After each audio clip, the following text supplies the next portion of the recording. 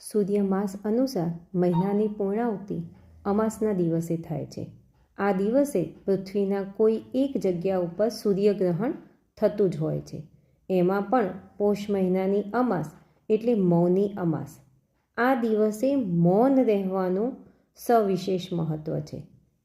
એટલે કે આગલા દિવસે સૂતા પહેલાં ભગવાનનું નામ જાપ કરી અને સૂઈ જવું અને બીજા દિવસની સવારથી એટલે કે સૂર્યોદયથી સૂર્યાસ્ત સુધી મૌન રહેવું જોઈએ. એટલે કે આપણા જીવનકાળ એટલે કે બાલ્યાવસ્થાથી રહી અને વૃદ્ધાવસ્થા સુધી વર્ષમાં એક દિવસ તો આપણી વાણીને સંયમિત રાખવું જોઈએ.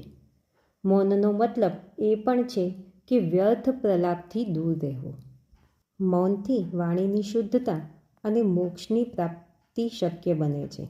આ વ્રત આત્માની ઉન્નતિ, શાંતિ અને સાધનામાં ઊંડાણ લાવવામાં મદદરૂપ થાય છે. મૌન રહીને વ્યક્તિ પોતાની ઊર્જામાં વધારો કરી શકે છે. આ વ્રતના પ્રભાવથી વ્યક્તિના માન સન્માનમાં વધારો થાય છે અને વાણીમાં મધુરતા આવે છે. આ કોઈ ધાર્મિક વિધાન નથી, પણ આત્મનિયંત્રણથી આંતરિક શાંતિ પ્રાપ્ત કરવાનું સશક્ત માધ્યમ છે.